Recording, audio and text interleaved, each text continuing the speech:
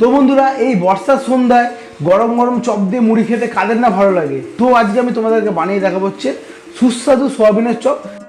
তো বন্ধুরা দেখে নাও, এখানে আমি এরকম সোয়াবিন নিয়ে নিয়েছি। তো একটা সোয়াবিনের মধ্যে এরকম 4টে টুকরো করে নিতে হবে। তো বন্ধুরা দেখে নাও, সমস্ত সোয়াবিনকে এরকম ছোট ছোট টুকরো করে নিতে হবে। বন্ধুরা কড়াইতে একটু তেল দিয়ে তেলটাকে একটু গরম করে নেবে। গরম হয়ে গেল, ওতে এরকম 1 চিমটি গোটা জিরে আর একটা শুকনো লঙ্কা ফোড়নে দিয়ে দেবে। 1 চামচ আদা রসুন লঙ্কা বাটা দিয়ে দেবে। আদা রসুন লঙ্কাটাকে একটু ভেজে নেওয়ার পরে একটা গোটা পেঁয়াজ বাটা,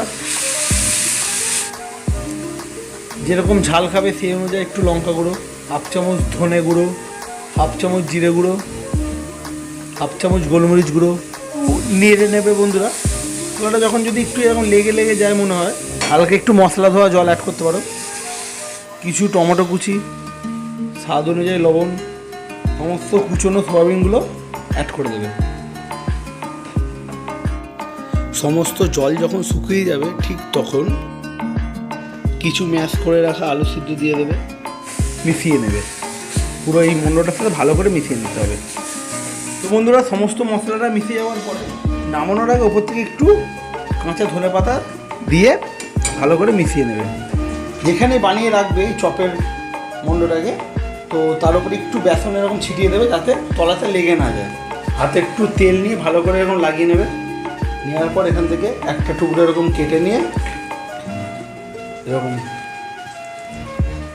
যে আকৃতি তুমি শেপ দিতে চাইছো ঠিক সেরকম সেই আকৃতির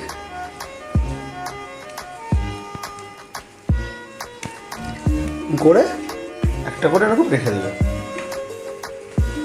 তো বন্ধুরা আপনার সোয়াবিনের চপের জন্য যে ব্যাটারটা বানাবে দেখে নাও বেসন দিয়ে, তো ওটাকে বেশি পাতলা করবে না, যেন একটু এরকম গাঢ় থাকে। দেখে বুঝতে পারছো। ওর মধ্যে একটা চপ নেবো, এরকম দেবো, দিয়ে এটাকে পাশ ভালো করে এবং ব্যাটারটা লাগিয়ে নিয়ে এটাকে এরকম তুলে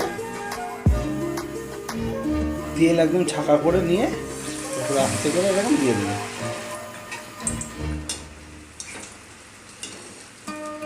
তো বন্ধুরা এরকম লাল লাল ছাঁকা করে তোমাদেরকে সোয়াবিনের চপগুলো ভেজে তুলে নিতে হবে।